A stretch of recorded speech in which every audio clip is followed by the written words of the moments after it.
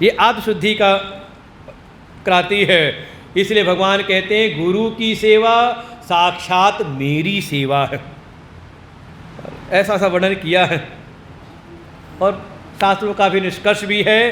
तस्मात् शास्त्र से सिद्धांते ब्रह्मदाता गुरुपरः शिवे रुष्टे गुरुस्त्राता गुरौ रुष्टे न शंकरः। अब इससे बढ़ के बात क्या कही जाए।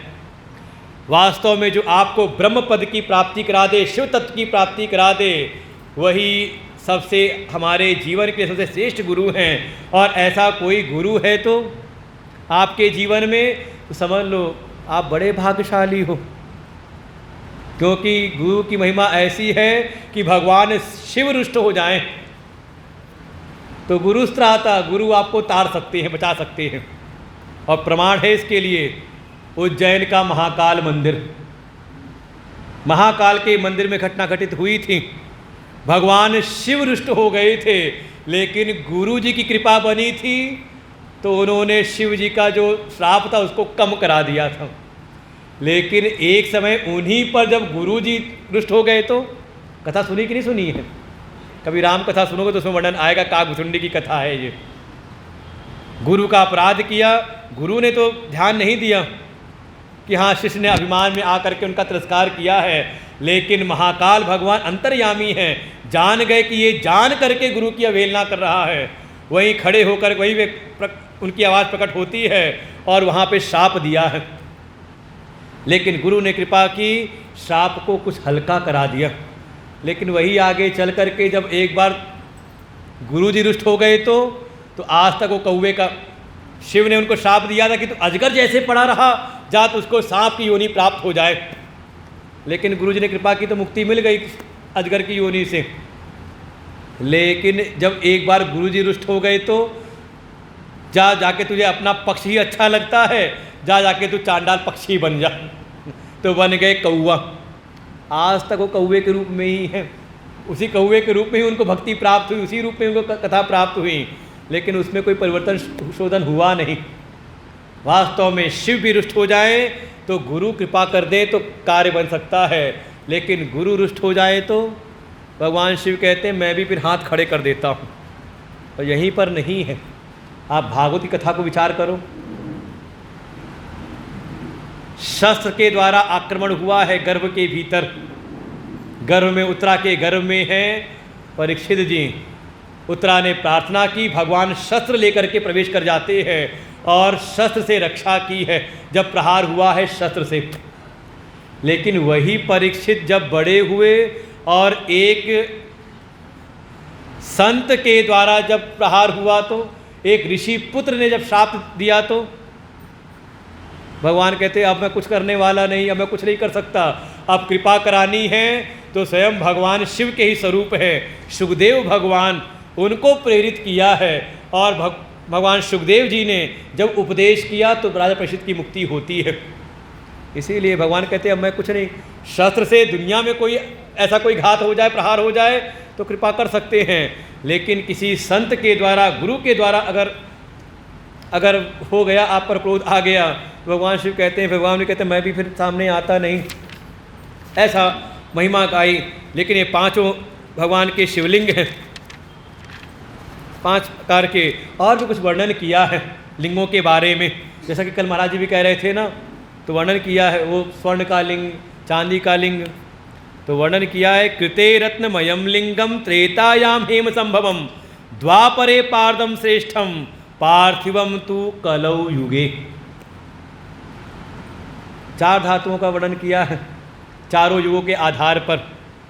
का जो फल की प्राप्ति रत्न से बने हुए रत्नमय लिंग की पूजा करने से जो फल प्राप्त होता था सतयुग में, वही फल प्राप्त होता था त्रेता युग में स्वर्ण से बने शिवलिंग की पूजन से। हेममयम त्रेतायाम। फिर वही फल की प्राप्ति हो जाती थी द्वापर युग में पारदम। पारे का शिवलिंग देखा हो, पारद का? हाँ हाँ, पारे का बनाते हैं पारद शिवलिंग, बड़ा पुण्य है उसका, बड़ी महिमा है। द्वापर में कोई करता था उसको वही फल मिलता था। और कलयुग में अब हमारी ना तो सोने की सामर्थ्य है, ना रत्न की सामर्थ्य है, ना पारे की है, लेकिन भक्ति भाव है। तो वर्णन किया, अगर आप भक्ति भाव के साथ में मिट्टी का, पार्थिव का अगर शिवलिंग बना के उसका पूजन कर दो तो वही फल आपको कलयुग में पार्थिव शिवलिंग के पूजन से मिल जाता है। इसलिए आप ये नहीं कह सकते कि हमारी सामर्थ्य नहीं है। बिल्कुल भगवान तो ऐसे, और भगवान भोले बाबा, बाकी देवताओं के लिए तो बिल्कुल वहाँ पे विचार है, वहाँ पर तो है कि क्या क्या अर्पण करना है, किसको कैसे पूजन करना है, और वहाँ राजोपचार चलता है। जैसे राजाओं का उपचार है वैसे उनको करना पड़ता है, आसान नहीं है। ठाकुर जी की सेवा करना, उनके नखरे झेल पाना सबके बस की बात नहीं है। लेकिन हमारे भोले बाबा देखो, ना कोई सामर्थ्य है तो मिट्टी का ही शिवलिंग बना करके पूजा कर दो। और जब हम कथा में प्रवेश करेंगे ज्योतिर्लिंगों की, आप देखना 12 ज्योतिर्लिंगों में ज़्यादातर जो ज्योतिर्लिंग है पार्थिव शिवलिंग से ही प्रकट हुए हैं। लगभग 9 शिवलिंग ज्योतिर्लिंग पार्थिव शिवलिंग से ही प्रकट हुए हैं। भगवान वहाँ पर प्रकट हो गए। और तो और कोई सामर्थ्य नहीं तो पत्रम पुष्पम फलम तोयम, जल ला के अर्पण कर दो। जो किसी को ना चढ़ता हो, किसी के काम का ना हो, किसी के बगीचे जाके फूल तोड़ोगे गुलाब का तो 4 बार सुनाएगा आपको कि पानी डाल के सींचूं मैं और फूल आए तुम तोड़ने के लिए। अरे चले जाओ जंगल में, मंदार का फूल मिल जाए धतूरे का फूल मिल जाए जो जंगलों में लगा रहता है, कोई उसको पूछता नहीं, वही तोड़ करके चढ़ा दो। ना मिले बेल का पत्र तोड़ लो, विजया पत्र, भांग का पत्र, जो चढ़ा दो भगवान उसी से। पत्रम पुष्पम फलम, पत्र पुष्प भी अर्पण कर दो, ना मिले तो तोयम, जल ही अर्पण कर दो। बस ये है यो में भक्त्या प्रयच्छति। सामर्थ्य नहीं है तो, और सामर्थ्य है और फिर ये काम करो तो भगवान आपकी सामर्थ्य जानते हैं वहाँ छल कपट नहीं चलता है सामर्थ्य नहीं है तो ऐसा नहीं कि हम पूजा नहीं कर सकते। भक्ति भाव से आप जो अर्पण करते हो भगवान स्वीकार करते हैं। बस किसी प्रकार का छल कपट ना हो, भक्ति का भाव प्रगाढ़ हो। ऐसे ऐसे शिवलिंगों का वर्णन किया है, पार्थिव शिवलिंग, और इसी में एक वर्णन किया है स्फटिक शिवलिंग का भी। अगर कोई स्फटिक का शिवलिंग की पूजा करे तो इसकी भी बड़ी महिमा है, कोई भी कर सकता है। कोटि में काम तो लिंगानाम यः करोति नरोभिव शिव एव भवेत् सोपि नाथ कार्या विचारणा। और स्फटिक का शिवलिंग तो कहते हैं कोई भी पूजन कर सकता है, ऐसा कोई वर्णन नहीं कि कौन करे कौन ना करे, और साक्षात ये ज्ञान प्रदान करने वाला है स्फटिक का शिवलिंग। और बड़ी कृपा है यहाँ पर विराजमान है स्फटिकेश्वर महादेव, ये साक्षात ज्ञान स्वरूप हैं, ज्ञान की प्राप्ति कराने वाले हैं। एक मन में भाव आता है कि भगवान को जो अर्पण करते हैं नैवेद्य, वो ग्रहण करना चाहिए कि नहीं ग्रहण करना चाहिए, है तो नहीं संदेह। ये पूछा है, ऋषियों ने पूछा है, शौनक आदि ऋषियों ने पूछा सूत जी से, अग्रायम शिव नैवेद्यम इति पूर्वम श्रुतम वच ब्रूहि तन्निर्णयम बिल्व माहात्म्यमपि सन्मुने। ये जो भगवान शिव को अर्पण करते हैं वो ग्रहण करना चाहिए या नहीं ग्रहण करना चाहिए। सूत जी ने कहा, हे शौनक आदि ऋषियों, शिव भक्त शुचि शुद्ध सद्व्रती दृढ़ निश्चय भक्षये शिव नैवेद्यम तजेद अग्राह्य भावनाम। सूत जी कहते हैं कोई अगर शिव भक्त है, सत्यनिष्ठ है, पवित्रता से रहने वाला है, दृढ़व्रती है, व्रत का निश्चय पूर्वक व्रत का पालन करने वाला है, अगर वो अग्राह्य भावना की ग्रहण करने योग्य नहीं होता, ऐसी भावना को त्याग करके भगवान शिव के नैवेद्य को ग्रहण करता है तो भगवान शिव की उस पर अहेतु कृपा होती है, और सारे भवबंधनों को पार करके मुक्त हो जाता है। इसलिए बिल्कुल शिव सायुज्यम आपनुयात, बस ये है कि शिव का प्रसाद ग्रहण कर रहे हैं तो भाई जैसी वस्तु आपको प्राप्त करनी वैसी पात्रता तो भी तो हो, जीवन में भी शुद्धि हो, अपना खान पान भी शुद्ध हो, आचार विचार हमारे शुद्ध हो, दृढ़व्रती हो, का वो साक्षात भगवान शिव की प्राप्ति कराने वाला होता है। शिव नैवेद्य जो है ऐसी महिमा बताई है। और तो और 3 चीज़ें भगवान शिव को बड़ी प्रिय हैं। अगर कोई उन 3 चीज़ों को अपने जीवन में साधन रूप में ले आए, भगवान शिव उस पर बड़ी जल्दी प्रसन्न हो जाते हैं। शिव नाम विभूतिश्च तथा रुद्राक्ष एव च एतत्रयं महापुण्यम त्रिवेणी सदृशम स्मृतम। का ये 3 साधन ऐसे हैं जो त्रिवेणी के समान हैं। त्रिवेणी की महिमा सुनी होगी, 3 नदियां हैं जैसे, तो ऐसे ही 3 चीज ऐसी हैं, अगर कोई अपने जीवन में धारण करे तो भगवान शिव उस पर तत्काल प्रसन्न हो जाते हैं। कौन कौन से? तो कहा पहला ही है शिव का नाम। कोई शिव नाम का जप करे, ओम नमः शिवाय का जप करे, जिसमें शिव आ रहा है ओम नमः शिवाय, शिव का नाम, कोई जिसके मुख में शिव का नाम हो, फिर माथे पर भस्म हो। दूसरी चीज़ है शिव नाम विभूतिश्च, विभूति को धारण करता हो। और तीसरा कहा रुद्राक्ष की माला। हाँ, कल वर्णन आया था, स्त्रियां भी पहन सकती हैं, बस वो शौच अशौच की अवस्था को ध्यान रखते हुए। कल था ना वो चंचुला के प्रसंग में, रुद्राक्ष की माला। ये तीनों जो धारण करते हैं, एतत्रयं शरीरे च यत् तिष्ठति नित्यशः, जिसके शरीर पर ये तीनों धारण कोई करके रखे, वो भगवान शिव का परम प्रिय हो जाता है, उसके सारे पाप कट जाते हैं। और ऐसे का अगर आपको दर्शन मिल जाए, कोई ऐसा हो जिसने विभूति धारण कर रखी हो, रुद्राक्ष पहन रखी हो, शिव नाम का जप करता हो, तद दर्शनम तथा यथावेणी, उसका अगर आप ऐसे किसी शिव भक्त का दर्शन कर लो, उसके दर्शन से भी आपके पापों का क्षय हो जाता है। और क्या कहा जाए, जो पहने उसका तो उसकी तो महिमा है ही है। अगर आप ना ही पहनो, केवल दर्शन ही कर लो ऐसे के पहने हुए को, तो उसके दर्शन भी कल्याण करने वाले हैं। शैवम नाम यथा गंगा, वाणी पर मुख में शिव का नाम का ये है गंगा। त्रिवेणी कही थी ना, त्रिवेणी समझा रहे हैं त्रिवेणी कैसे है। शैवम नाम यथा गंगा, जैसे गंगा है वैसे ही मुख में शिव का नाम। विभूति यमुना मता, जो विभूति हैं भस्म है का वही यमुना है। और रुद्राक्षम विद्या प्रोक्ता सर्व पाप विनाशिनी, और जो रुद्राक्ष हैं वही सरस्वती हैं। ये तीनों भगवान शिव को अत्यंत ही प्रिय हैं। इसमें फिर भस्म की महिमा का वर्णन किया है, साथ ही रुद्राक्ष की भी महिमा वर्णन की है। रुद्राक्ष भी का कई प्रकार के होते हैं। उत्पत्ति भगवान शिव से हुई है रुद्राक्ष की। एक समय भगवान शिव, ये स्वयं भगवान शिव उपदेश कर रहे हैं रुद्राक्ष की महिमा का। शिववाच दिव्य वर्ष सहस्राणि महेशानि पुनः पुरा तपा प्रकुर्वस्तत्रम मन संयम वही मम। भगवान शिव कहते हैं एक समय में हजारों दिव्य वर्ष तक समाधि में विराजमान रहा, समाधिस्थ रहा।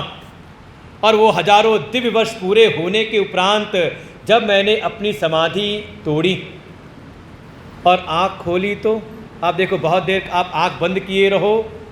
अब बहुत देर का मतलब कम से कम आधा पौन घंटा अगर आप आँख बंद करने का अभ्यास हो कम से कम, और अब अचानक आँखें खोल दो। कई बार देखें ध्यान कराएंगे तो कहेंगे ध्यान से जब उठना हो तो तुरंत आँख मत खोलो, लेकिन थोड़ा हाथों को रगड़ करके आँखों पे रख के तब आँखें खोलें। बहुत देर आप ध्यान में रहे और अचानक आँख खोलो आप, तो कई बार वो प्रकाश पड़ते ही आँखों में कहीं ना कहीं पानी आ जाता है। अनुभव है कि नहीं?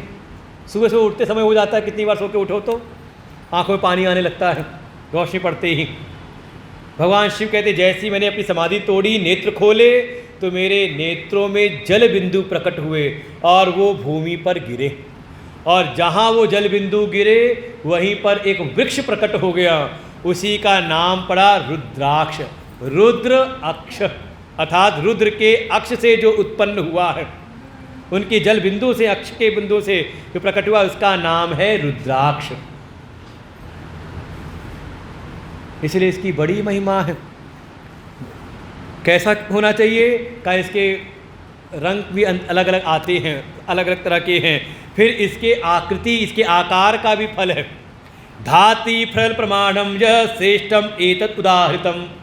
धात्री फल के बराबर का अगर आपको रुद्राक्ष मिल जाए, धात्री फल आंवले का, आंवले के बराबर मिल जाए तो का सबसे उत्तम है। उससे जो छोटा होता है उसका फल कम होता चला जाता है। लेकिन जो अत्यंत ही छोटे हों, फिर गुंजा फल के समान हो तो गुंजया सादृशम यत्स्यात् सर्वार्थ फल साधनम। गुंजा देखा हो तो कहते बहुत छोटा सा फल होता है गुंजा का फल, उसकी अगर परिमाण का मिल जाए तो छोटा मिल जाए, बहुत जैसे ये है बहुत छोटे छोटे छोटे से है, ऐसा मिल जाए तो का ये भी बहुत सब फल देने वाला है। और फिर इसकी और भी महिमा आती है, ये कितने मुख का है। बस ये है कि रुद्राक्ष धारण करने वाले के लिए भी नियम है, वाले नियम नहीं है कि जब हम कुछ खाते पीते हैं तो उतार के रख देते हैं।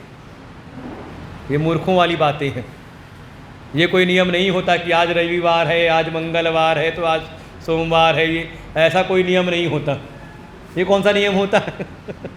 हम इस दिन नहीं खाते पीते हैं, जब हम खाते पीते तो उतार के रख देते हैं, फिर बाद में पहन लेते हैं।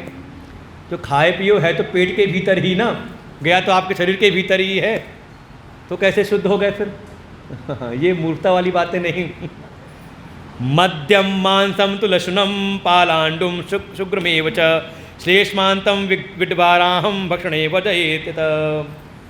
कम से कम अपने खान पान में मांस मदिरा का सेवन ना हो, लहसुन प्याज बिल्कुल। जब भगवान को, अच्छा एक बात मन में आनी चाहिए, सब भगवान के भक्त हो ना, चाहे शिव भक्त हो, चाहे विष्णु भक्त हो, चाहे माँ भगवती के भक्त हों, किसी भी देवताओं के भक्त हो, पांचों जो हमारे मुख्य देवता हैं और उनके जो विस्तार जो अनेकों रूप हैं, आप किसी भी देवता के आराधना में लगे हो, जब उनको भोग अर्पण करते हो, भोग बना करके, तो उसमें लहसुन प्याज डालते हो? किसी देवता को चढ़ता हो? तामसी जो अपने तंत्र मार के, उनकी बात नहीं कर रहे हैं, सात्विक वैदिक मार के जो देवता हैं, उनको जो अगर अर्पण हमें भोग का बना के अर्पण करना है तो क्या लहसुन प्याज से डाल के तड़का डाल के बनाते हो? ठाकुर जी को भोग लगाना है, आज बढ़िया प्याज की पकौड़ी बना के लगाएंगे, लगाया कभी? सोच करके भी बड़ा पाप सा लगता है कि नहीं? तो जो ठाकुर जी बाहर है, जो भगवान बाहर है, भीतर क्या नहीं है? वो भीतर कोई और है।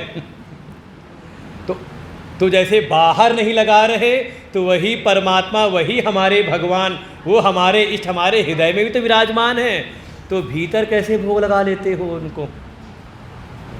भक्त की दृष्टि होती है कि वो अगर कोई भोग भी अर्पण कर रहा है, कुछ खा भी रहा है, तो वास्तव में वो मैं नहीं खा रहा, बल्कि वो भीतर बैठे जो भगवान है उनको मैं दे रहा हूँ, अर्पण कर रहा हूँ। तो जब भीतर उनको बैठे विराजमान है, अच्छा भीतर पचाता कौन है भोजन को? अहम वैश्वानरो भूत्वा प्राणिनाम देहमाश्रितम। भगवान कहते हैं कि ये जितने भी प्राणी हैं, सबके भीतर मैं वैश्वानर अग्नि बन करके बैठा रहता हूँ। ये जो आप चारों प्रकार के अन्न खाते हो, कुछ आप चबा के खाते हो, कुछ आप चूसते हो, कुछ चाटते हो, कुछ पीते हो, ये चार प्रकार के अन्न माने गए हैं, सब इसी में आ जाते हैं। कुछ आप चबा के खाते हो, कुछ आप चटनी जैसा चाटते हो, कुछ आप चूसते हो गन्ना वन्ना जैसे है, और कुछ आप पी लेते हो। कहते सब पचाने वाले भीतर भगवान हैं। तो जब बाहर उनको भोग नहीं लगाया तो भीतर क्यों देते हो, भोग लगाते हो? और लगा रहे हैं तो समझो अभी पूरी भक्ति, अभी पक्के वाले भक्त नहीं हो, अभी दुनिया को दिखाने वाले भक्त हो। पक्की बात समझ में आ गई बात कि आगे बढ़े कि अभी और समझाया जाए? ये देखो बिल्कुल यही है आपका कितना अपनापन है। देखो संसार में किसी से आपका अपनापन हो जाए तो आप उसके लिए न जाने कितनों से आप झगड़ा कर लेते हो, कितनों का आप साथ त्याग देते हो कि हमारे जो प्रिय है उसको वो अच्छे नहीं लगते, है कि नहीं? करते कि नहीं करते? अरे क्या जवाब नहीं दे रहे। संसार में देखो बिल्कुल खुली आंखों से 25 साल तक माता पिता ने खूब सेवा की, खूब पढ़ाया लिखाया, खिलाया पिलाया, और गया कॉलेज में नौकरी करते हुए लड़के को लड़की पसंद आई, लड़की को लड़का पसंद आया। क्या किया फिर? घर वाले तैयार नहीं है तो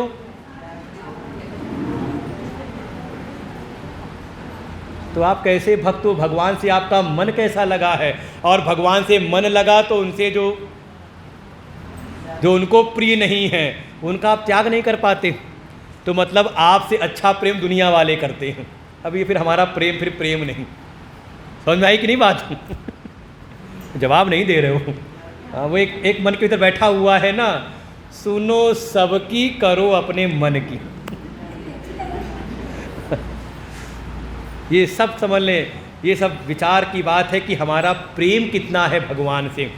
और ये प्रेम की पहचान यही होती है कि जिससे आपका प्रेम है उसके लिए आप त्याग कर सकते हो कि नहीं कर सकते हो। और अगर त्याग नहीं है तो समझ लें आपका अभी प्रेम भी पक्का नहीं है। जाके प्रिय राम वैदेही तजिए ताहि कोटि बैरी सम यद्यपि परम स्नेही, ये प्रेम की पहचान है। फिर यहाँ पर वर्णन किया रुद्राक्ष की पहचान होती है कितने मुख का है। 1 से 14 मुक्ता का वर्णन किया है शिव महापुराण में। मुख माने उसमें धारियाँ होती है। जैसे रुद्राक्ष आप पकड़ोगे तो देखोगे तो उसमें एक लाइनें बनी होंगी सीधी सीधी, तो कितनी लाइनें हैं, कितनी धारियाँ बनी हैं ऐसे सीधी सीधी ऊपर से नीचे तक, तो उतने मुख का हो जाता है। एक मुख होगा तो उसमें एक ही धारी होगी। अरे क्या महिमा! एक वक्त शिव साक्षात, वो साक्षात शिव का स्वरूप है, भोग और मोक्ष दोनों प्रदान करने वाला है। अगर कोई धारण कर ले तो भगवान का, शिव का प्रिय हो जाता है। द्विवक्तो देव देवेश, 2 मुख वाला देव देवेश का स्वरूप है। वो समझ लें अगर जाने अनजाने गौ अत्याचार हो जाए, गौ अपराध हो जाए, उस गौ अपराध के पाप से भी मुक्त करने वाला है। 3 मुख वाला मिल जाए तो का वो विद्याओं की प्राप्ति कराने वाला है। विद्या सर्वा प्रतिष्ठिता, कोई 3 मुखी रुद्राक्ष धारण करे तो विद्याओं आके उसके भीतर बसने लगती हैं। चतुर्वक्त 4 मुखी हो जाए तो ब्रह्मा का स्वरूप है वो। अरे बड़े बड़े पाप नष्ट करने वाला है, चारों पुरुषार्थ प्रदान करने वाला है, धर्म अर्थ काम मोक्ष। पंचवक्त्र स्वयं रुद्र, 5 मुखी पंचमुखी हो तो रुद्र का स्वरूप है। और ज़्यादातर आपको जो बाजार में मिलते हैं ना पंचमुखी होते हैं। सबसे सहज सुलभ जो है वो आपको पंचमुखी, असली नकली की बात नहीं है। वो कई वाले पूछते हैं असली है कि नकली है। जो आप बाज़ार से लेकर के आते हो ना 100-200 रुपये की माला जो लेकर के आते हो 108 दाने की, वो ज़्यादातर पंचमुखी है। जो सबसे ज़्यादा सुलभ है वो नकली बनाएंगे तो महंगा पड़ जाएगा।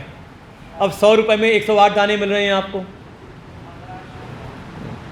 तो जो नकली की बात है ना वो थोड़े जो महंगे होते हैं ना, 1 मुखी है या फिर 7 मुखी के ऊपर से, या फिर बड़े दाने ऐसे हैं तो कहो एक एक दाना आपको 100, 200, 500, 1000, 5000 ऐसे ऐसे मिलते हैं। जैसे उसके मुख बढ़ते चले जाते हैं तो वहाँ पर संभावनाएं हैं कि कुछ कोई नकली बना करके बेचे।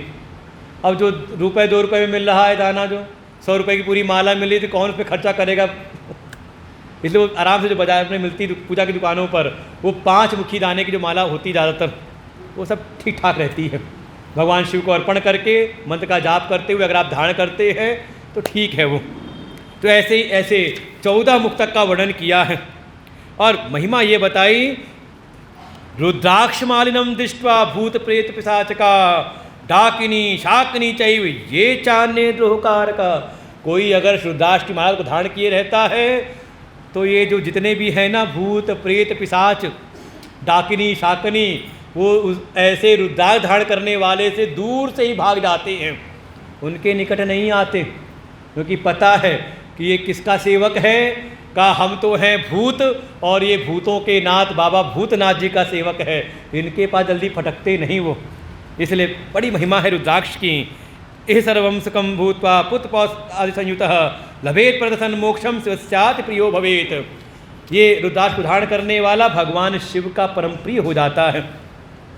बस ये बात कही, अगर कोई शिव का नाम जप करे, भगवान शिव की विभूति को धारण करे और माला को धारण करे और ऐसा करते हुए भगवान की भक्ति में लगा रहे, साधना में लगे, तपस्या करे, तपस्या भी करे, बस सावधान रहे।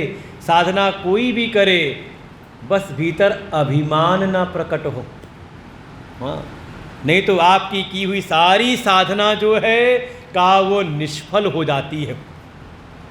क्योंकि ये भगवान की जो भक्ति है, भक्ति अर्थात जो भगवान के प्रति समर्पण है, जो प्रेम है, ये प्रेम वास्तव में अभिमान को झुकाता है। देखो, जहाँ भी आपका प्रेम होगा ना, वह आप अपना ऐश्वर्य नहीं दिखाते।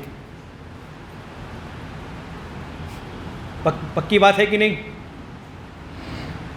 अब किसी का ऐश्वर्य है कि पूरा जिला कांपता है उससे, जिले के कप्तान साहब हैं,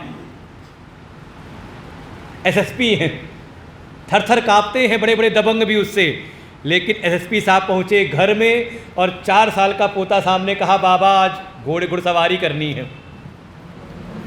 क्या करेंगे दादाजी? घोड़ा मंगाएंगे। देखो, जहाँ ऐश्वर्य है वहाँ पर, जहाँ पे प्रेम है वहाँ अपना ऐश्वर्य नहीं सामने आता, वहाँ झुकने का मन होता है। और जहाँ आप अड़ते हो, झुकते नहीं, समझ लो वहाँ पे फिर आपका प्रेम नहीं। और परम प्रेम का ही नाम है भक्ति। भगवान से परम प्रेम है, भगवान की भक्ति के मार्ग में हम हैं। तो भक्ति का सबसे प्रबल शत्रु है अभिमान, मद आ जाना, अभिमान आ जाना। हर समय एक बात भीतर बैठी रहे कि मैं जो कुछ भी हूँ भगवान की कृपा से हूँ, भगवान शिव की कृपा है, शिव की शक्ति से ही मैं सब कार्य कर रहा हूँ, मेरा इसमें कुछ भी नहीं है। जैसे हनुमान जी हैं ना, सो सब तो प्रताप रघुराई। हे प्रभु, ये जो बातें आप कह रहे कुछ भी मैंने नहीं किया, हम तो बस एक ही बात जानते हैं, शाखा ते शाखा पर जाएं। हम तो शाखा मृग हैं, बस उछलना कूदना जानते हैं। ये जो कुछ भी मैंने किया, समुद्र का उल्लंघन, लंका का दहन, असुरों का मर्दन, ये सब सो सब तो प्रताप रघुराई, प्रभु आपकी कृपा से।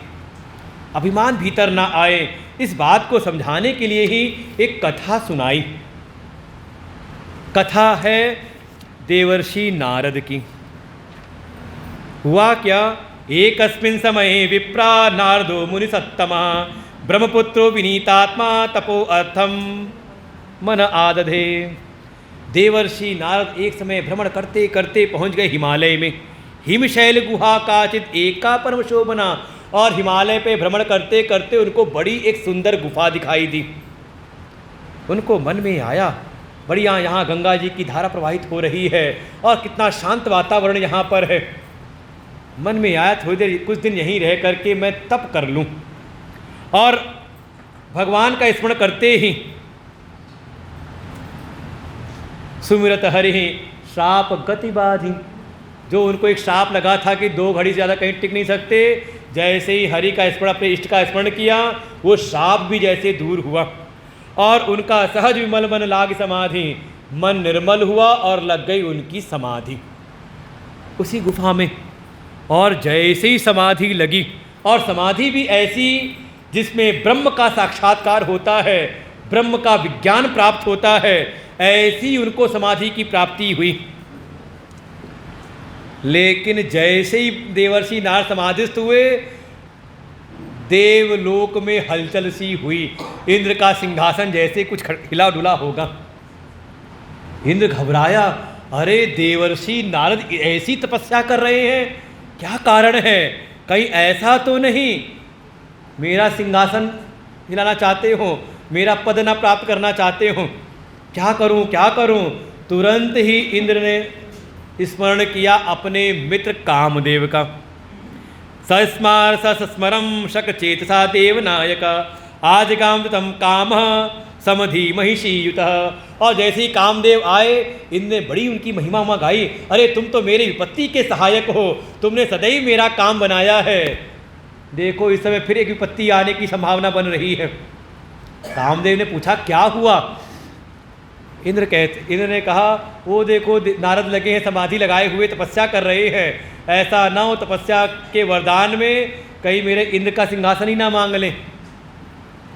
कुछ मदद करो, जल्दी से जाओ, जाकर के उसकी समाधि भंग करो।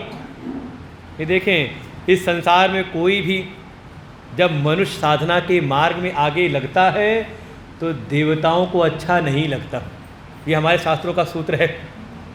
वो देवता नहीं चाहते कि आप तपस्या करो, आप साधना के मार्ग में लग करके आप ऊपर बढ़ो। अच्छा, मान लो आपका कोई नौकर है, आपके नीचे वाला कोई है, आपके अनुशासन के अंतर्गत कोई है, आप चाहोगे कि वो आपके ऊपर हो जाए?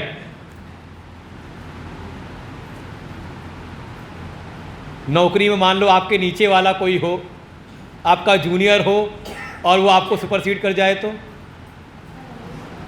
अच्छा लगेगा? जो हमारे जूनियर था वो हमारा सीनियर हो जाए, पसंद आएगा किसी को? ऐसे ही देवताओं को भी, क्योंकि देव योनि से हम नीचे हैं, वो देवता नहीं चाहते कि ये शिव की आराधना करे, सत्संग करे, ये ज्ञान की प्राप्ति करे, शिव तत्व का बोध प्राप्त करे। क्योंकि शिव तत्व का बोध प्राप्त करते ही कहा ये जो मनुष्य योनि का जो ये जीव है, कहा ये देव योनि का भी अतिक्रमण कर जाता है, उससे भी ऊपर हो जाता है। तो देवताओं को पसंद आएगा? अभी तो आप यहाँ पर रोज यज्ञ करते हो, हवन करते हो, पूजा अर्चन करते हो, तो देवताओं को बढ़िया बैठे बैठे फल मिलता रहता है, उनको भोग मिलता रहता है, तो वो क्यों चाहेंगे कि उनके मुख की रोटी छूट जाए? इसलिए जब कोई साधना के मार्ग में, बस ये है थोड़ा सीरियसली लगे तब। अभी जो खेल कूद कर रहे हो बात अलग है। जब कोई बिल्कुल लगता है साधना के मार्ग में अच्छी प्रकार से विधि विधान से, तभी देवता लोग कोई न कोई विघ्न बाधा लाते हैं। उसी समय हमारे धैर्य की परीक्षा होती है। इंद्र ने कहा जल्दी जाओ, और ये गया कामदेव अपनी पूरी माया लेकर के, रजयामा सत्राशु स्वकला सकलापि, अपनी सारी कलाएं वहाँ उपस्थित कर दी। देखते ही जहाँ हिमालय पर बिल्कुल शीत थी, ठंडक थी, वहाँ बिल्कुल वसंत का माहौल हो गया। वसंतोपि सुप्रभावम, जैसे बिल्कुल वसंत हो, सारे पुष्प पल्लवित हो गए, सुगंध ठंड, बिल्कुल बढ़िया सुगंधित पवन बहने लगी, शीतल सुगंधित पवन, अच्छे अच्छे के मन को मोहित कर लेने वाली। वहीं पर अप्सराएं आ गईं, गंधर्व गायन करने लगे, अप्सराएं नृत्य करने लगीं, बढ़िया सुगंध सब होने लगा। देखिए, साधना में विघ्न उत्पन्न करना है तो विघ्न उत्पन्न होता है 5 ही प्रकार से। साधना के मार्ग में हमें अपने इंद्रियों पर संयमन करना होता है, क्योंकि इन इंद्रियों के द्वारा ही आप संसार के विषयों में भटकते हो। तो साधना में इन्हीं 5 पर नियंत्रण करना होता है। आप ध्यान करो तो ये सारी इंद्रियों को आप रोकते हो। तो 5 के 5 विषय है ना। कान का शब्द, आप ध्यान में बैठो खटका हो जाए तो, अच्छा ध्यान था कथा में, घंटा बजा तो ध्यान गया कि नहीं गया? गया ना। देखो ऐसे ही होता है। शब्द, फिर नेत्र को प्रभावित करता है रूप, सामने रूप का विषय आ जाए तो, कोई अचानक कोई दिखाई दे जाए अलग सा, तुरंत ध्यान जाता है उधर की तरफ, ये कौन है। फिर नासिका का गंध, बैठे हैं अचानक बढ़िया सी महक आई, अच्छा आज प्रसाद में बढ़िया कुछ बन रहा है। होता है कि नहीं? पूजा करते समय घर में पूजा कर रहे हो, रसोई की छौंक लग रहा हो मन भटकता है कि नहीं, भागता है कि नहीं भागता? अच्छा ठंडी गर्मी, अब तो गर्मी नहीं लग रही ना, हाँ बढ़िया ठंडा मौसम है, अच्छा लग रहा है, कल तो कूलर मत चलाना लगता तो नहीं पूजा करें ध्यान करें, बड़ी गर्मी है, बड़ी ठंडी है, मतलब अभी आपका मन भगवान से लगा नहीं, ये भटकाने का है, सब विषय हैं, सब भटकाते हैं। ऐसे ही शब्द, स्पर्श, रूप, रस, गंध, यही 5 विषय हैं। और कामदेव जब आता है तो यही 5 विषय लेकर के आता है, इसीलिए उसका एक नाम है पंचसायक, जिसके पास 5 बाण है। वो ये 5 विषय को ही प्रकट करता है, बिल्कुल शोभन विषय। शब्द के रूप में गायन शुरू कर दिया, रूप में बढ़िया अप्सराएं वहाँ प्रकट कर दी, स्पर्श के लिए शीतल पवन बहने लगी, नासिका के लिए का सुगंध, ऐसे अनेकों प्रकार के रस का वहाँ प्रसार कर दिया। लेकिन सारा प्रसारा उसे फैलाया, लेकिन जो देवर्षि हैं उनकी समाधि भंग हुई नहीं। कारण था ईश्वर अनुग्रहेणात न प्रभाव स्परस्य ही, ईश्वर की कृपा से, भगवान की कृपा से देवर्षि नारद पर कोई प्रभाव हुआ नहीं। वो कामदेव को याद आई का यहाँ महिमा है भगवान शिव की। उनको लगा ये वही हिमालय है, हिमालय की वही गुफा है जहाँ कभी भगवान शिव आए थे तपस्या करने के लिए, और देवताओं ने भेजा था मुझको उनकी समाधि को भंग करने। और जब मैं आया था तो भगवान शिव के तीसरे नेत्र की अग्नि से मैं भस्मीभूत हुआ था। तब जब रति ने और देवताओं ने प्रार्थना की तो भगवान शिव ने कहा था कि ठीक है, ये जो कामदेव है इसको दोबारा शरीर मिल जाएगा, लेकिन इस पूरे क्षेत्र में इस कामदेव का कहीं कोई प्रभाव नहीं होगा। जहाँ तक यहाँ खड़े होकर नज़र जाती जितनी दूर तक, वहाँ तक कामदेव का कोई प्रभाव नहीं होगा। अत्रैव शंभुनाकारी सुतपश्च स्मरण, ये शंभु की महिमा, उनकी तप का प्रभाव है, इसलिए यहाँ मेरा कोई प्रभाव चल नहीं रहा। चलते चलते कामदेव जब हार गया, चलते चलते, अब एक प्रकार से आप देखो लगता है कामदेव हार गया, लेकिन अगर कामदेव हार गया होता तो नारद बैठे रहते तपस्या में, लेकिन इधर कामदेव गया और उधर नारद की समाधि भी पूरी हो गई। हुआ क्या, चलते चलते कामदेव ने अपना आखिरी प्रयास किया, जा करके देवर्षि नारद को प्रणाम किया। धन्य है देवर्षि, आपकी क्या महिमा कहूँ मैं, मुझे ज्ञात है ये वही स्थान है, ये वही गुफा है जहाँ स्वयं भगवान शिव आए थे तपस्या करने के लिए, और मैं भी आया था उनकी तपस्या भंग करने के लिए। मेरे प्रयासों से भगवान शिव की समाधि भंग हो गई थी, लेकिन धन्य है देवर्षि आप, क्या कहूँ आपकी महिमा, आपसे तो आज मैं भी हार गया। बस इतना कहा, कह करके चल पड़े। इसे कहते हैं शब्द वाला बाण था ये जो प्रशंसा है ना, कैसे हमारे भीतर की, ऐसे तो भले हमारा मन ना हो किसी का काम करने की, लेकिन जैसे ही आके उसने आपकी प्रशंसा करना शुरू की, अरे भीतर वो अभिमान, हाँ बताओ क्या काम करना है प्रशंसा कस न तुष्टये, बस यही समझ लेना साधना के मार्ग में ज़्यादा प्रशंसा पे मोहित मत होना। इतना कह के गए देवराज इंद्र के पास में। कामदेव बताया सबका सब, दुर्गेया शांभवी माया सर्वेषां प्राणामिह। देवराज ने भी कहा ये जो शंभु की माया है इसको जीत पाना आसान है नहीं, लेकिन कोई उनका भक्त है तो उस पर माया का कोई प्रभाव होता नहीं। इधर कामदेव ने बताया इंद्र को, इधर जैसे ही कामदेव गया उसके बाद देवर्षि का मन लगता नहीं समाधि में, समाधि उनकी टूटी, तपस्या से उठे और मनी मन वो भाव आया, प्रकट हुआ, कामाजयम निजम मत्वा गर्वितो भून मुनीश्वरा। जब जगे तो उनको समझा, अरे मैंने काम पर विजय प्राप्त कर ली, और इस काम विजय का भीतर मद उत्पन्न हुआ, गर्व उत्पन्न हो गया, और फिर अब इस अपनी मिथ्या महिमा को ही, महिमा थी भगवान शिव की, प्रभाव था भगवान शिव का वहाँ पर, लेकिन उसको अपनी महिमा जान करके ये गर्वित हो गए, अभिमान में आ गए। और जब अभिमान में आए तो मन में आया, समझना अपने मन को, कुछ अच्छी चीज़ आपको मिल जाए ना, तो जब तक चार को जताना, जो चार को दिखाना, तो शांति नहीं मिलती। बढ़िया से बढ़िया चीज़ आपके पास हो, उस वस्तु का सुख नहीं होता, सुख मिलता है प्रदर्शन में। है कि नहीं अनुभव? पक्की बात है कि नहीं? आजकल तो बड़ा अच्छा है, कोई बढ़िया चीज़ है तो फोटो खींचो और वायरल कर दो, सब देख के फिर जले हमसे कम से कम कि हाँ हम कुछ अच्छी जगह घूम रहे हैं, अच्छा खा रहे हैं, अच्छा रह रहे हैं है कि नहीं? अच्छा, दिखाने में सुख मिलता है कि नहीं मिलता? तो वस्तु में सुख है।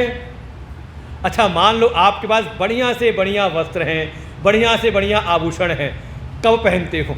जब घर में रहते हो या जब बाहर जाते हो? क्यों घर में क्यों नहीं पहनते? फिर घर में पहन के कौन देख रहा है? हाँ, जब घर से बाहर निकलते हैं समाज में, कम से कम चार लोग देखे तो, जाने तो। समझ में आई बात? कोई भी उपलब्धि प्राप्त हो जाए, जब तक चार जाने ना, तब तक वो अभिमान संतुष्ट नहीं होता। वही अब काम करने लगते हैं देवर्षि नारद। अब इतना तो पता होना चाहिए कि अगर कोई तपस्या करता है तो सबसे पहले देवराज इंद्र ही भेजता है कामदेव को। तो अगर कामदेव पराजित हुआ होगा तो कामदेव जाके सूचना तो दी होगी ना इंद्र को, तो उसको तो खबर हो गई होगी। लेकिन मन मानता नहीं, सबसे पहले गए देवराज इंद्र के पास ही। अरे देवराज देखो, आज मैं समाधि लगाने गया था, मैं समाधिस्थ था, वो कामदेव आया और कामदेव पराजित हो गया। इंद्र ने ऊपर से तो प्रशंसा की, अरे देवर्षि तुम्हारी तो महिमा है, तुम धन्य हो, जिस पर हरि की कृपा हो, भगवान की कृपा हो, उस पर क्या प्रभाव हो सकता है माया का। लेकिन अंदर ही अंदर बड़े प्रसन्न हुए कि काम हो गया अपना। उठ के चले आए ना समाधि से, ज़्यादा कुछ कहा नहीं, यहाँ से निकले सीधे पहुँच गए। अब उसके पास तो जाए ना जिसका रिकॉर्ड तोड़ा था। वो कामदेव ने कहा था ना कि ये वही स्थान है जहाँ भगवान शिव आए थे, तपस्या की थी, और उनकी तपस्या भी भंग हो गई थी कामदेव के प्रयास से। तो मन में आया जिसका रिकॉर्ड तोड़ा है मैंने, कम से कम उसको तो खबर कर दूं मैं। कैलासम प्रयो शीघ्रम सवित्तम गदितुम मदि, मद से चूर होकर के सीधे पहुंचे कैलाश पर, भगवान शिव के सामने जा करके सारा पूरा काम विजय का चित्र सुनाया। भगवान शिव ने भी महिमा प्रशंसा की, तुम धन्य हो, अच्छा है, देखो तुम्हारे सामने, तुम्हारी तपस्या के सामने काम पराजित हुआ, लेकिन मेरी एक बात ध्यान रखना, वाच्यमेवं न कुत्रापि हरे अग्रे विशेषतः। ये जो तुम्हारी काम विजय की बात है, तुम्हारी तपस्या समाधि की बात है, अब इसके बाद कहीं पर कोई चर्चा मत करना। और अगर भगवान श्री हरि के सामने कोई बात आ भी जाए तो भी इसकी चर्चा मत करना।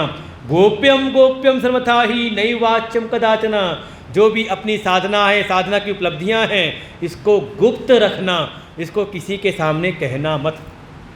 तो समझें, पहले कहते थे 2 चीज़ें छुपा के करनी चाहिए। कौन सी? हाँ, भोजन और भजन। ये दिखाने की चीज़ नहीं होती, गुप्त रखने की चीज़ होती है, पता नहीं कब किसकी नज़र लग जाए। और एक चीज़ और भी ध्यान देना है भोजन भजन में, अक्षर तीनों में समान है, भजन और भोजन, लेकिन अंतर है एक, भजन में कोई मात्रा नहीं है, भजन, लेकिन भोजन में एक मात्रा है ना, ओ की मात्रा है। तो क्या मतलब निकला कि जब भजन करो तो ये मत देखो कि कितनी माला हो गई, कितनी माला जप ली, कितने दाने आगे बढ़ गए, या कितना जप करना है। भजन करो तो इसमें कोई मात्रा नहीं, जितना हो जाए उतना ही अच्छा है, ज़्यादा से ज़्यादा करो। लेकिन जब भोजन करो तो मात्रा का ध्यान रखना, कितना खाना है, क्या खाना है, कब खाना है, ये नहीं कि जब मिला और शुरू हो गए। भोजन अगर बढ़ाओगे तो जीवन में रोग आएंगे, और भजन कम करोगे तो मन में रोग आएंगे। शरीर को ठीक रखने की औषधि भोजन है, तो मन को ठीक रखने की औषधि भजन है। बस यही है, एक बिना मात्रा के हो और एक मात्रा से के साथ हो तभी। और इस भजन को थोड़ा गुप्त रखें। लेकिन क्या कहा जाए, ऐसी माया से मोहित चले गए ब्रह्मलोक में, वहाँ भी ब्रह्मा जी ने समझाया, वहाँ से निकले तो सीधे चले गए विष्णु लोक। और जैसे ही भगवान विष्णु के पास पहुँचे, भगवान विष्णु तो उठ के खड़े हुए, अरे देवर्षि आओ आओ, बैठो बैठो, कहाँ थे इतने दिन तक, दिखाई नहीं दिए। बैठाया, अपने बढ़िया बगल में बैठाया, बहुत दिन बाद आए, कहाँ थे। अब ये पूछना था कि कहाँ थे, पूरी शुरू की वही लीला। मैं गया था हिमालय की गुफा में, वहाँ पहुँचा, वहाँ मैंने ध्यान लगाया, बड़ी लंबी मेरी समाधि लगी। वो देवराज इंद्र घबराया, कामदेव को भेजा, लेकिन कामदेव ने सारे प्रयास किए, लेकिन मेरी समाधि भंग नहीं कर पाया, काम मेरे सामने पराजित हो गया। अरे क्या बात थी। भगवान ने कहा, अरे ये सब तो तुम्हारी साधना है, अरे केवल तुम्हारा कोई नाम भी ले ले तो काम निष्प्रभावी हो जाए, और वहाँ तो तुम साक्षात विराजमान थे देवर्षि। लेकिन अंदर अंदर समझ गए कि हाँ, ये अब शिव की माया से मोहित हैं। धन्यस्तमुनि शार्दूल, तुम बड़े धन्य हो, तुम तपोनिधि हो, भक्ति ज्ञान वैराग से तुम संयुक्त हो, तुम्हारे सामने काम का क्या प्रभाव होगा। देवर्षि ने फिर जब भगवान ने प्रशंसा की तो अंदर से भाव नहीं है, ऊपर से कहा, किम प्रभाव स्मरम स्वामिन कृपा यद्यस्ते मयि। हे प्रभु, जिस पर आपकी कृपा हो उस पर काम का क्या प्रभाव। अंदर नहीं, अंदर तो सब था कि मेरी महिमा है। और जैसे यहाँ से निकले, और भगवान का प्रण है, अगर कोई उनका भक्त है तो भगवान को अपने भक्त में अभिमान अच्छा नहीं लगता। उनका ये प्रण है, जन अभिमानन राखिए काहू। अगर भगवान जिसको, इसीलिए समझ लो आपकी साधना तभी तक ठीक है जब तक भगवान आपका वर्ण नहीं करते। और जिस दिन भगवान ने वर्ण कर लिया आपका कि ये मेरा भक्त है, भाई एक तो है ठीक है भक्त है, ये संसार में बहुत सारे भक्त हैं, लेकिन भगवान यदि समझ लें कि ये मेरा भक्त है तो भगवान जब पकड़ लेते हैं ना तो उसके भीतर किसी प्रकार का दोष रहने नहीं देते। फिर अगर अभिमान आया है तो अभिमान को चूर करने की जिम्मेदारी भगवान स्वयं लेते हैं। इधर देवर्षि निकले, भगवान ने माया से एक दिव्य नगर प्रकट कर दिया। देवर्षि ने देखा 100 योजन का एक दिव्य नगर है। देखो सबसे ज़्यादा भ्रमण करने वाले देवर्षि नारद हैं, लेकिन वो भी भ्रमित हो गया, अचानक ये नया नगर कहाँ से आ गया। अंदर प्रवेश किया, वहाँ के राजा हैं शील निधि, गए राजा के पास में, राजा ने स्वागत किया, देवर्षि आए हैं, बड़ा मान सम्मान किया, बड़ी सेवा की। जब बड़े प्रसन्न हुए, उन राजा की एक कन्या थी, उसका स्वयंवर होने वाला था, अपनी कन्या को बुलाया, नाम था श्रीमती, और सामने ला करके प्रणाम करवाया। फिर देवर्षि, और जैसी वो कन्या आई, देवर्षि का बिल्कुल ध्यान उस कन्या के रूप पर, इतनी सुंदर कन्या।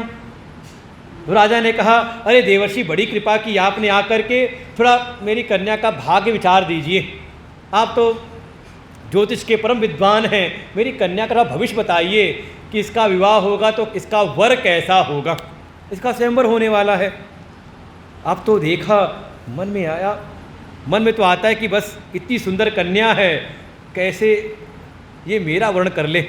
ऊपर से बता देते हैं, अरे ये कन्या बड़ी सुशील है, बड़ी गुणवान है, लक्ष्मी के समान इसके गुण हैं, अरे इसका वर्ण करने वाला जो होगा वो सर्व ऐश्वर्यशाली होगा, काम पर विजय प्राप्त करने वाला होगा, सारे शत्रुओं पर विजय प्राप्त करने वाला होगा, ऐसी बड़ी बड़ी महिमा बताई, देवताओं में श्रेष्ठ होगा।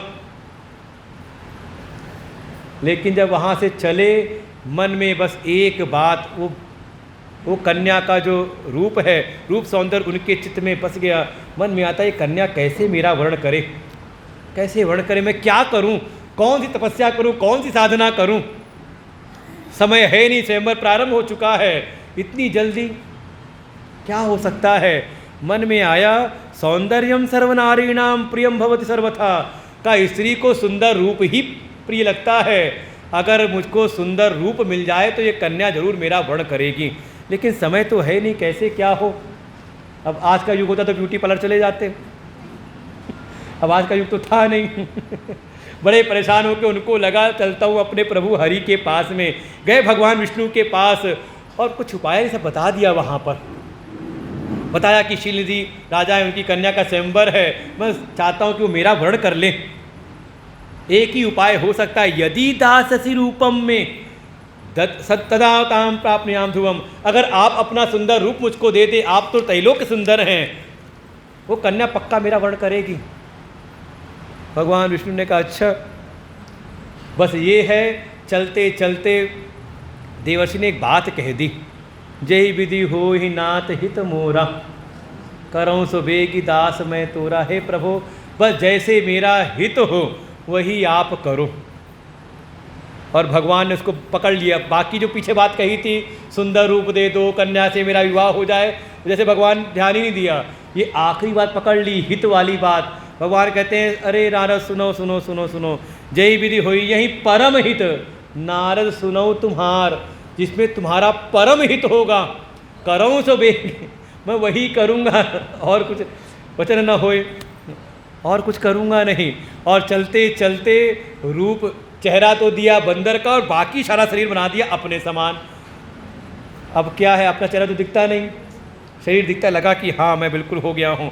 और सीधे वहाँ से पहुँचे स्वयंवर सभा में, और जा करके देखा क्या, सारे लोग राजकुमार बैठे, राजा राजकुमार बैठे हैं, जा करके सबसे अग्रिम पंक्ति में आगे वाले सिंहासन पर जा करके बैठ गए कि समय क्यों व्यर्थ हो, कन्या आए मुझको देखे और बरमाला डाल दे। लेकिन ऐसा भगवान का क्या महिमा, भगवान की माया ऐसी कि वहाँ जितने लोग थे, जो देवर्षि नारद का जो वानर का मुख है, वो केवल उस कन्या को और 2 रुद्रगण आए हैं ब्राह्मण का रूप बना करके, केवल उनको दिखता है, बाकी राजकुमारों को दिखता है देवर्षि नारद ही आए हुए अपने जैसे हैं वैसे ही। सबको आश्चर्य हुआ, ये बाल ब्रह्मचारी नारद यहाँ क्या कर रहे हैं। लेकिन ये अपनी महिमा में अपना कि लगता है भगवान विष्णु का रूप मिला हुआ है। तब तक वरमाला लेकर के आई वो कन्या। देखती इधर उधर किधर शुरू करूं, देखा अग्रिम पंक्ति में ये बैठा, वानर रूप में बैठा हुआ है, ये कहाँ से आ गया। वो नारद क्या, नारद वाली पूरी पंक्ति को रिजेक्ट कर दिया, चली गई दूसरी तरफ। देवर्षि नारद को लगता है मेरी तो नजर गई नहीं, वो उचक करके वहाँ से गए, दूसरी जगह बैठ जाते जहाँ वो गई, उसने उधर भी छोड़ दिया। इधर पीछे दोनों रुद्रगण हैं, ये बड़ी महिमा गाते, इतना सुंदर रूप है, लगता है देवी का, लगता है कन्या का की नज़र जा नहीं रही इनकी तरफ, इतने सुंदर, इनसे सुंदर तो कोई है नहीं। और ये प्रशंसा सुनकर के देवर्षि नारद का और अभिमान। तभी वहाँ पर स्वयं भगवान श्री हरि राजकुमार का रूप बना करके आए और उस कन्या ने उनका ही वर्ण किया। अब तो कन्या तो हाथ आई नहीं, बड़े मायूस बेचैन हो गए, क्या करें, बिल्कुल आतुर हो गए, इतना उनको दुख मिला। तब तक वो दोनों रुद्रगण थे, उन्होंने कुछ कहा, अरे थोड़ा अपना मुख तो देख लो, तल्लिप्सु समुखम पश्य वानरस्येव मुखगर्हितम, अपना बंदर जैसा एक बार मुख तो देख लो, एक बार इतना बेचैन हो रहे हो कि कन्या हाथ से निकल गई। और फिर वहीं कोई दर्पण था, जैसे ही दर्पण में मुख देखा, अरे इतना क्रोध आया, सबसे पहले तो उन दोनों रुद्रगणों को ही, तुम मेरी प्रशंसा, झूठी प्रशंसा कर रहे थे, मेरा उपहास उड़ा रहे थे, जाओ जा करके तुम राक्षस योनि में तुम्हारा जन्म हो जाए।